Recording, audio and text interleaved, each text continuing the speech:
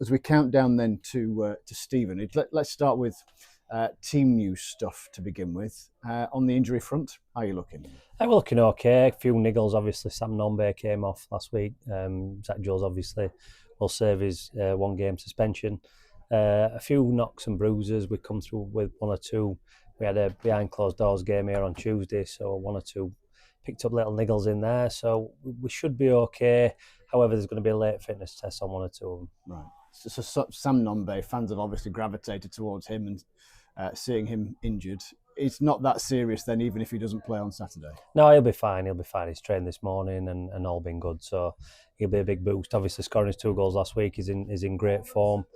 I think like 9 games I've had, he's scored 7 goals. So he's obviously a major threat, big player for us, and we'll be happy to have him back on the pitch Saturday. Yeah, I was going to ask about Sam in any case. Yeah, even with last season's frustrations throughout, he had a terrific campaign, didn't he, in scoring 15 goals. How crucial is it then that he can at least match that and ideally eclipse it? Well, it's key. You obviously need your strikers scoring goals.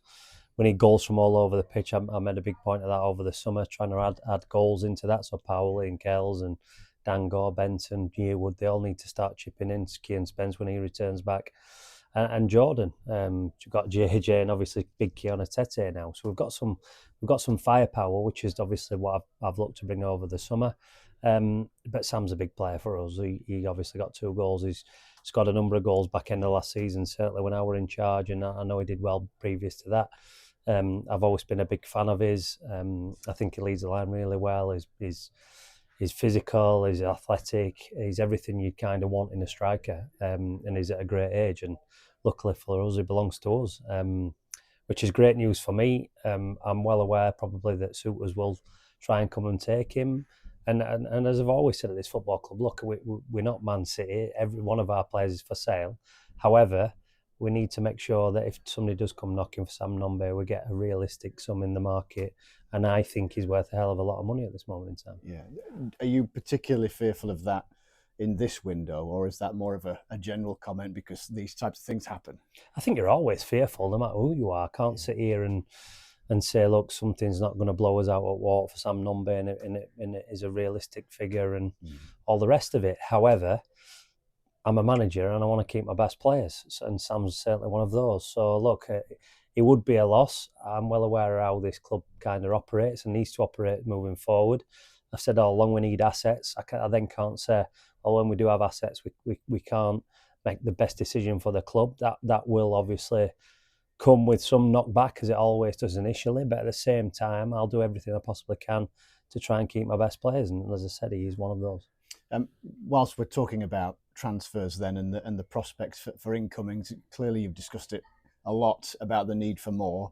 So have the plates turned much since we last spoke to you? I think plates are always turning. I think when you're not looking to make your team better is when you retire. So I'm different to no manager. I'm trying my best to bring some more players in, but also we might have to wheel and deal to kind of make those deals happen. At this minute, there's nothing that is close. However, we've got a lot of irons in the fire, as a lot of people have. I think this window's been really difficult because of the starting points of the Championship and Premier League and clubs keeping players and Premier League clubs going on tours and younger end of players play, and I've voiced that before, so it's been difficult from that side of things. However, I think in these next 2-3 weeks it's going to really open. I think there's some good players that come available, so it's about getting the right players. It's not jumping too early and making sure that we identify the ones we want and work as hard as we possibly can to get them in. So of the players that you don't see having a future here and could be traded, are there sort of clubs interested that you could potentially do a deal with in the next few weeks? I think there always is. We're no different to anybody else. Everybody's ringing everybody. Who's available, who's not available, will he come available, will he not come available? At this moment in time, we have a couple of niggles, so I can't really afford to lose anybody. At the same time, if we're going to bring somebody in and we need to move the pack a little bit and shuffle it around, then that's what we have to do. And I've done that kind of since I've come in. It's been a real short stint so far, but we're trying to make the club better. We're trying to put it in a better position. We're trying to make the team better. Obviously, we don't have the big transfer fees that have been spent in this league so far. But at the same time, the chairman's given me great support. We're both aware of where we are. We're both aware of the plan moving forward. We've obviously lowered the average age of the group. We've lowered the budget, and that was something that we had to do. So again, we've been really sensible with it. But the chairman's like me; he wants the best possible team out there, and I think we're all the same as Rotherham fans. Kiona Tete, you were talking last week in the interview about basically in he came, suit up, off you go, run around. So now he's got a bit more used to the place. How's he settled in this week? Well, I think it's been really, really strange, and I say it's been strange because he's played 2 games before he's even trained, which is probably unheard of. He obviously come on Saturday and played, and then played in that behind closed doors game Tuesday. But look, Keown's a great lad. He's kind of been obviously a bit part of Cardiff, hence why they've allowed him to come to us. He needs to just get the rust off a little bit game-wise, and I'm sure he'll probably, if you interviewed him, he'd say exactly the same thing. But at the same point, there were big things we saw on Tuesday that on Saturday it's tough. We're down to 10 men. He's travelled all day up Friday. He's not many players. He's running around probably aimlessly, if I'm going to be honest, trying to get us up the pitch. So it was a difficult debut for him. Yeah. But at the same time, we're really pleased to have him on board, and I think you'll see the best of him as the season starts progressing. I noticed this week that there may have been some positive news with regard to Sean Raggett at last. So where's he at in his rehab and playing? Yeah, well, he's training, and look, I can't give you a definite answer on when he's going to play a game. But at the same time, his last game was like February against Bradford, so he's had a long period out. I know, knowing Sean really well, that he's can't wait to get out there. He can't wait to pull his boots on and shin pads and go and head some balls, which is what he's renowned for. But at the same time, we have to be really careful and coy with his development and make sure that it's the right thing we're doing. So he's on a day-by-day kind of protocol, see how we are. He's trained this week. He's come through it really well. He had a few minutes on Tuesday. So it's important now that we just try and nurture him in. If that means he starts Saturday, great. If that means that we have to wait until Tuesday or following Saturday, that is how it's going to be. Yeah.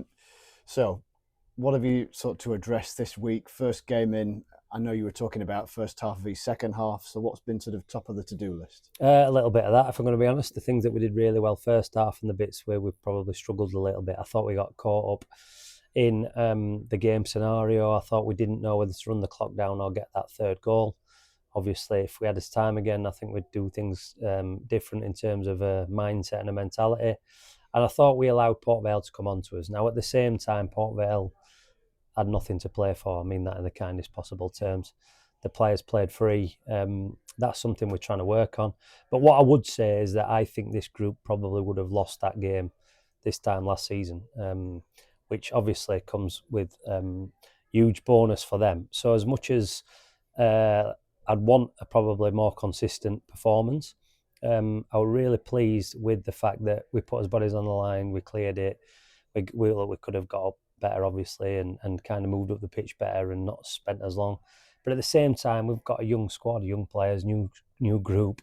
And I think I said after, I expected it to be a roller coaster season. I think we'd see it all in 90 minutes. But again, I think that's part and parcel of what we're going to get, certainly these first 2 to 3 months, even probably up until Christmas. I hate to say, I'd like it to happen before then. But we had our Johnny Martha coming on, who's trained twice with us. We had Kiona Tete, who hadn't even trained with us yet. We've got Denzel Hall, who hadn't probably done his best pre-season, but thought he were outstanding for 60 minutes. So we've got a lot of new bodies. Lenny Agbear at 20 coming into probably his first senior proper game in England, which it was. So look, a lot of pluses and some minuses, but things that we can definitely work on. And speaking of unpredictability, I dare say you might have got quite long odds on Stevenage winning at Blackpool, but there they did. So what are you kind of expecting this weekend? We played against them back end of last season. I don't expect anything different, if I'm going to be honest. They've recruited really well. Revs is a good guy, good manager. It's a difficult place to go to. The New York's a difficult place to come to. And on any given Saturday, any team can beat anybody in this league. And you just have to be fully prepared. We feel like we know how Stevenage could play, but at the same time, we're in the early stage of the season, so they could do something totally different to what they did Saturday. And I don't think that you get due diligence on a team until probably halfway through the season when you've got a bigger sample size. So it's going to be a difficult game. They'll be up for it. It's their first home game. We want to make sure that away from home we're a lot better than we have been over these previous seasons and start off on the right foot and be positive and look to get at them. But it is going to be a difficult game. It's going to be a game that we'll have to be fully focused on, as we will do every other game, but even more so in this instance. And yeah, it's a tight pitch with fans on top here, and I've tried to prepare players for that. Yeah.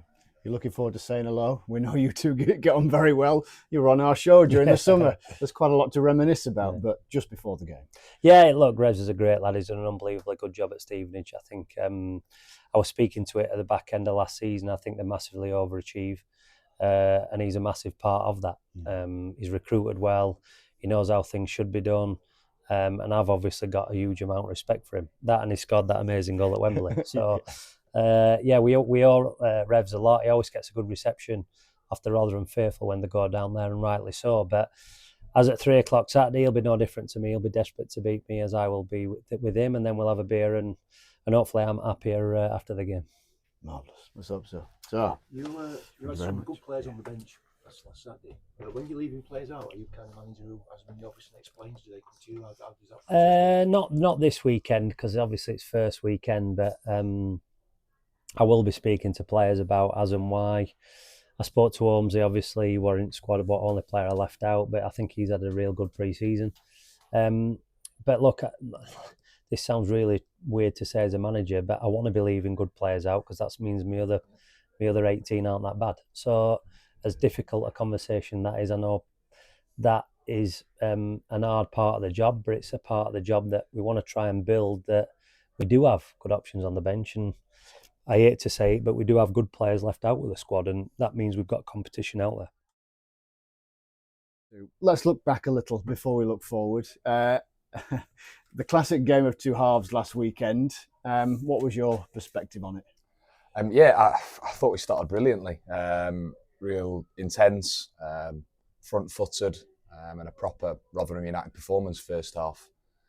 And I don't know what it was, the sending off just before half-time, and it just changed the flow of the game a little bit. And then obviously 2-0 is a tricky scoreline to go in at half-time. And we spoke about implementing certain things, which, to be honest, as a group of players, we didn't implement very well in the second half. And hence Port Vale getting back in the game and us making it difficult for ourselves. But I think I mentioned it straight after the game, how it was a Rotherham United performance of old in that second half. It's the Rotherham United I'm used to coming up against, playing against them, and lads digging in and throwing the bodies on the line. And after a couple of tricky pre-season games, that was really good to see the lads really putting their bodies on the line to get the 3 points. Yeah, it's interesting that you mentioned that. The manager's mentioned a couple of times. He mentioned it after the game last week, and he mentioned it again today, that he's sort of the belief that maybe at the start of last season that was a game that Rotherham might not have seen through and claimed the 3 points. And the idea of this, kind of improved mentality amongst the group. Is that something that's a conscious thing? Subconscious, you're just happier? Has it been worked on? Yeah, look, the manager talks about a Rotherham DNA a lot, and that probably comes from his previous spell here, and making sure Rotherham's a club that's hard to beat, that works hard, that you get some sweat on your shirt and you have a go. And I think that's important for the people of the town. It's what it stands for, and I think it's important we got back to that. And I think that was probably a big point, a big part of the appointment of the manager, bringing it back to that when he came back in. And yeah, we've spoke about it a lot, being hard to beat, being tough, but we still want to implement our quality on the ball and implement ourselves on games a bit more, and that's something we'll work on and we'll try and get better at. Yeah, strange old weekend in that half the teams won their matches. Obviously, the other half didn't. There were no draws. Just how important is it to get that first win and get it as quickly as possible? Yeah, I think it's important not to look too much into it, but it's always nicer to be on the side of the teams that have won the games. You want to get points on the board as early as you can. We've done that this year. We've won our first game, so it's important that that's not the end. It's the start of something. And can we build some momentum, and can we put a little run together early? But it's also important that it is so early. It'll be a tough test Saturday. Going away to Stevenage is never nice. So we'll be ready for that, and like I say, we'll try and get ourselves another win and get ourselves up the top end of that table early. I wonder sort of when you're thinking about this season, football's a zero-sum game, you don't need me to tell you about that, but actually this year is a year of probably quite significant evolution. There's a lot of younger players within the team now. Looking at you, having interviewed you for such a long time, it's quite frightening to think that you're probably not in that market anymore. Yeah. And it's about them kind of having their own kind of journey to establish themselves at this level. Yeah, it's been really nice. You talk about, obviously you've known me since I've been a young lad, but it's been nice sort of stepping into a bit more of a senior role this year. That's obviously come with age and experience. But yeah, we've got some really good young lads, some good people first and foremost, and then some boys that have got really exciting careers ahead of them if they want to put the work in and want to listen to what the manager says and have a successful time with Rotherham. I'm sure there's boys in that dressing room that'll want to go again and think they can, and that's great. It's a good place to be. It's really enjoyed pre-season. We've had a lot of hard work, but a lot of fun with it as well. And it's important that we've had smiles on faces throughout all that hard work and been together through it. So really looking forward to this season and to this season spending time with that group in there, because it's been a good start. Yeah. Do you like that idea of leadership, whether that's de facto leadership or just knowing full well that younger players are going to lean on you and others like you because you've been there and seen it and done it? Yeah, I think what is leadership? As a person, I'm quite front-footed. I've got no problem speaking up in a group, and I will do that. And that comes from experience and being around good players that have done similar. But it also comes from a point of, as you get older, you realise that your years are, 30 years old, my years aren't going anywhere anytime soon, but your years are running out, and you've not suddenly got 10, 15 years ahead of you in the game to achieve what you want to achieve. So it's important for me going into this season that I don't let anything pass me by. We'll have an opportunity like 24 other teams in this league, but can we be the best versions of ourselves every day and work together to have a successful season? Good man. Thank you. Cam, you talk about you being senior pro, and you very much are. Look like you've only just turned 30. That's quite young in goalie age. Your best years are still in front of you, really.